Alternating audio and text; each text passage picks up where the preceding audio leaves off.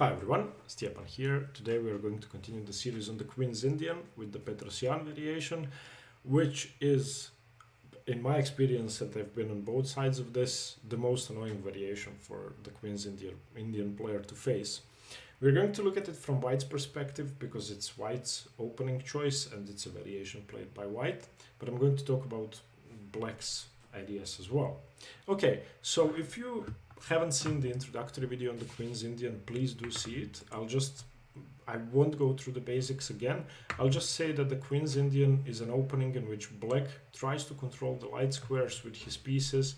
So he tries to control e4 and d5 with his f6 knight, with his b7 bishop. That's what the opening is about.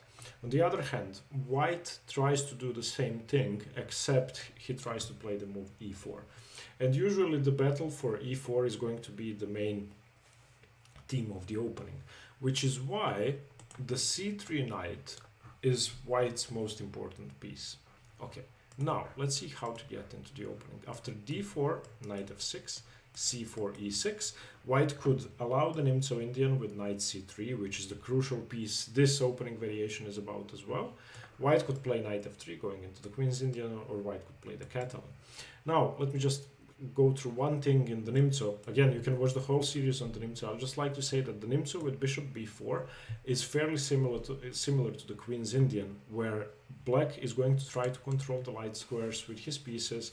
White will try to play for e4, Black will try to prevent it. Hence the move bishop b4, which controls the knight and prevents e4, because if e4 knight takes e4, the c3 knight is pinned.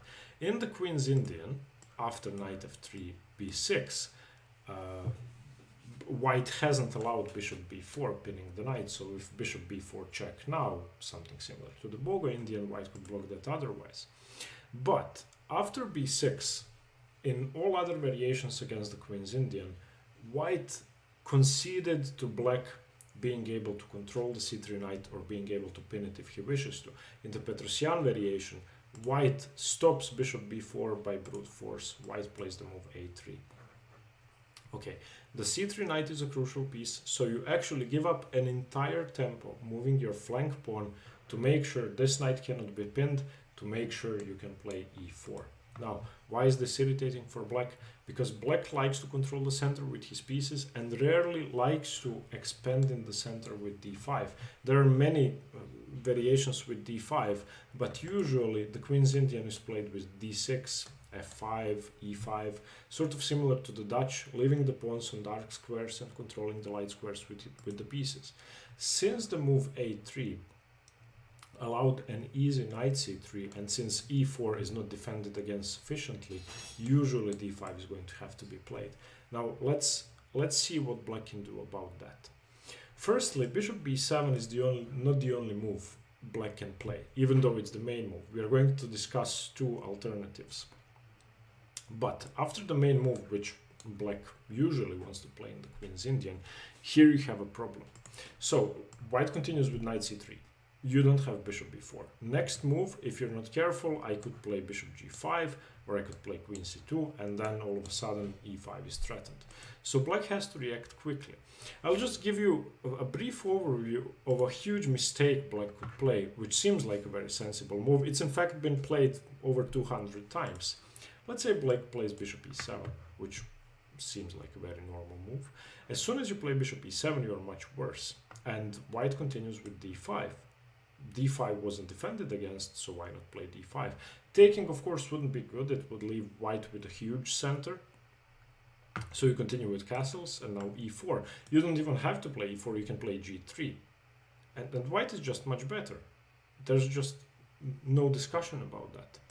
Okay, another option. If you try to go, and these are all theoretical moves which are played. Those are not moves that lose. Those are just moves that give White an easy advantage. If you, for example, try g6, then I again continue with queen c2. You play bishop g7. I play e4. You allowed e4. As soon as e4 is achieved in the Queen's Indian, in the Nimzo Indian, in many Catalan and Bogo Indian positions, White is better. Okay, another idea, knight e4 instead of g6. If you play knight e4, I take it, get my other knight into d2, you move your bishop, I play e4. Look at my central control, huge center. Okay, so after knight c3 in this Petrosian variation, black has an issue. Black has to prevent e4, but there's no easy way to do that. So after bishop b7, if you decide to play main lines and knight c3, you absolutely have to play d5. If you want to stay equal or fight for an advantage, d5 is the move that has to be played. Now, why is it irritating for the Queen's Indian player? I play the Queen's Indian with d6 setups. I don't want to play d5. Whenever I play d5, the structure is either going to be hanging pawns or an isolated queen's pawn. So whenever you play d5, you can count on the fact that you will have a structural deficit, something you will have to look after until the end of the game. So, but unfortunately, against the Petrosian variation, that has to be played. So now let's look at white's options. So white can take this pawn. CD5 is just the most popular. Let's have a look at all the variations. After d5, you can play bishop g5, pinning the knight. That's sensible, fighting for control over e4. You can play bishop f4, which is an okay move. Controls e5. I'm not a big fan because it goes against the strategy of the opening and it offers piece trades. If bishop f4, then bishop d6 offers a piece trade. And you can play queen c2, which is similar to bishop g5. Does the same thing. No other move really makes sense. Okay, bishop g5 is the main alternative to c takes d5, and bishop g5 is okay. Bishop e7, defending e4. So now again, you have to decide what to do. You can play bishop f6, controlling e4, or you can try to develop. I think trying to exchange immediately wouldn't be such a good idea, so I like the move e3. And after, for example, castles, you play rook c1, black plays knight bd7, you take on d5. They usually take with the pawn, they could take with the knight. And now this is a very common pawn structure in the Queen's Indian, where black actually has to play c5 to try and equalize. And as soon as c5 happens, you have an issue. After c5, an exchange is going to happen. dc, bc is going to happen at some point. If you haven't seen this structure before, you can look at the Road to GM series.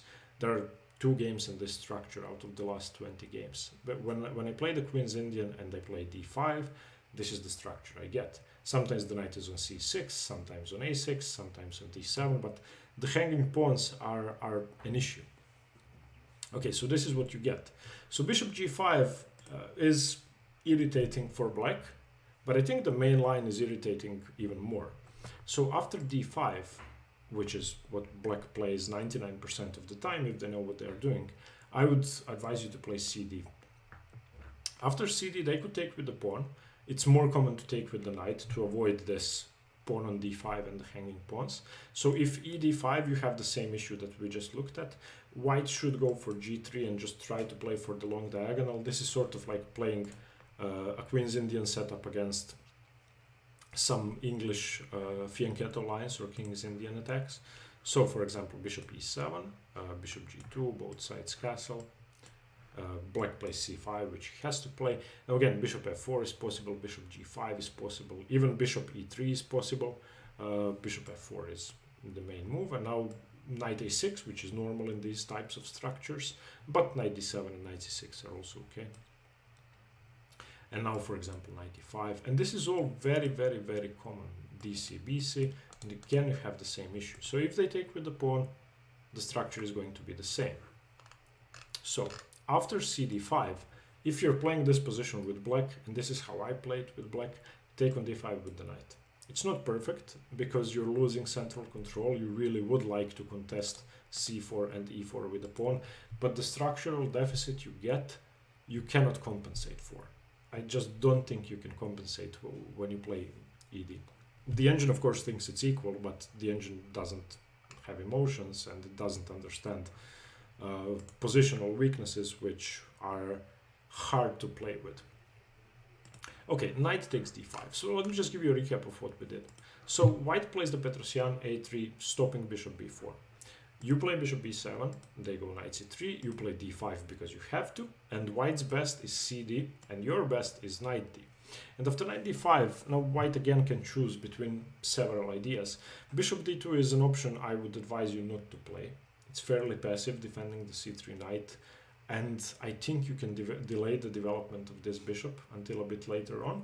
And of course, it's more important to get your king to safety, so developing the king side first would make more sense.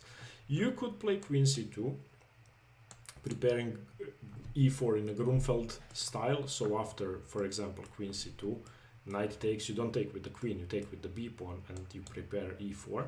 This is a Grunfeld exchange with the bishop on e7 instead of g7 once bishop e7 is played. So queen c2 is okay.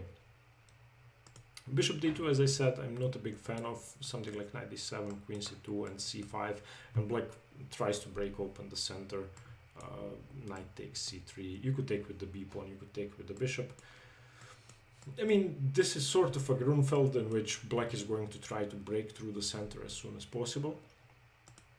So those are the alternatives. Queen a4 check is also possible, but knight d7 and you exchange on d5. I think you should stick to the main move, which is e3. This seems passive and it seems slow, but after e3 it's very hard to find the move for black. So black doesn't want to exchange on c3, making your pawn triangle in the center incredibly strong. Black doesn't really want to play knight c6, blocking in his c pawn. Knight d7 is a move you can play, but you have to get your king to safety first. So black will usually play bishop e7, which is not bad. That's probably the best move, but it allows bishop b5 check.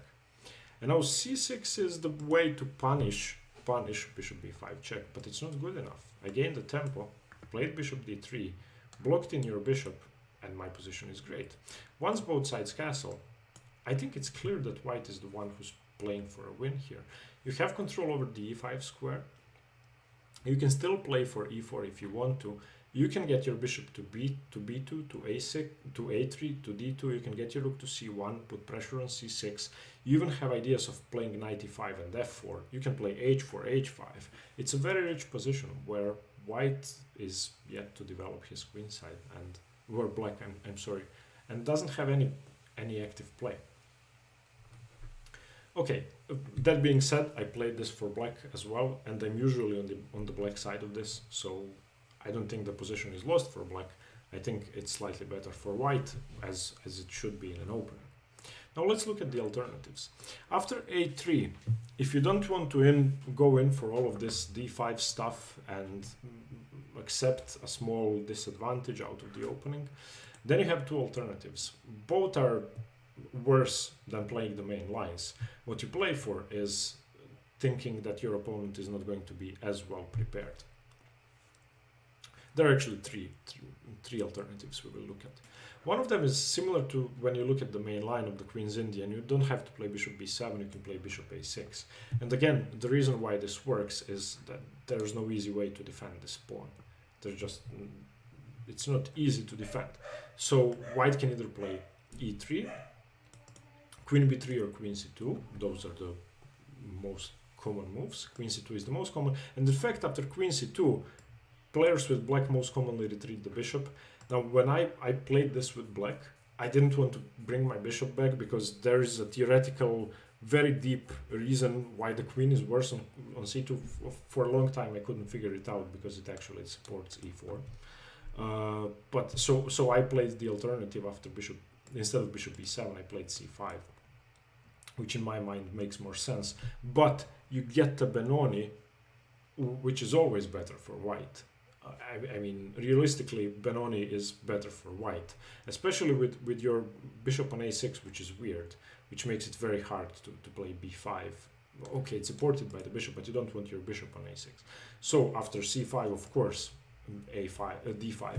And as white, you have to remember that whenever black plays c5 against the Petrosian, you're going to be playing a Benoni, in which you would like to have your bishop on g2. Because b6 has been played, a bishop on g2 is very strong against the Benoni.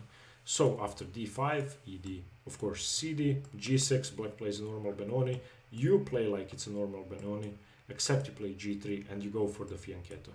You go for the fianchetto against this Benoni and you shouldn't have any issues. This pawn structure we've seen in the Queen's Indian, this Benoni pawn on d6 we've seen already, and this should be slightly better for white. As I said, black has a lot to play for.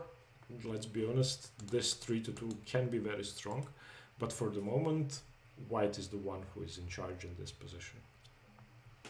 Okay, so bishop a6. And after queen c2, you could just play the theoretical bishop b7 and try to understand it. I don't, so I play c5 straight away. And here the main move is e4, and after c d4, knight d4, white gets a sort of Maroczy bind, and this is a fairly common Sicilian position where black is going to play d6, a6, knight d7, play a normal hedgehog. White has space in the center and is trying to prevent d5. You can play bishop e2, bishop f3, you can play f3. It's advisable to castle kingside, but you could go for a Yugoslav type position with f3, bishop e3, castles queenside. So again, a very rich position for white. It would help if you know how to play against the Sicilian with the Maroczy bind. So in a sense, the alternative to bishop b7 by playing bishop a6 is good for black because he's going to get white into a Benoni or into a Sicilian. So if white is not prepared for transpositions, he could be in trouble. Okay, the other two moves are c5 straight away or d5. d5 I would advise you not to play. c5 again leads to a Benoni. d5, bishop a6, this position we've seen before. So you can play c5 straight away. And if you want, you can play d5 without having developed your bishop yet, with just bishop e7, and try to play for a Tartaka or Queen's Gambit declined. And I mean, if you play the Queen's Gambit declined, that this is going to be your territory, maybe white will not know that. So basically, against the Petrosian variation, if you want to play the main lines with d5, then you are going to be slightly worse. It's very hard to equalize. And if you want to avoid the main lines, then you have to either be very well versed in the Benoni, in hedgehog Sicilian type Scheveningen centers, or in the Queen's Gambit declined. So I hope this video helped you, and I hope that Queen's Indian players are going to, well, learn what to do against this. As I said, I go for the main lines, and I just keep getting better and better at playing with hanging pawns and trying to seek dynamic play with them. Don't run away from that. It's unavoidable if you play the Queen's Indian. Sooner or later you're going to have hanging pawns or an isolated Queen's pawn. Thank you for watching. Hope you liked the video. Stay tuned for more chess. Bye bye.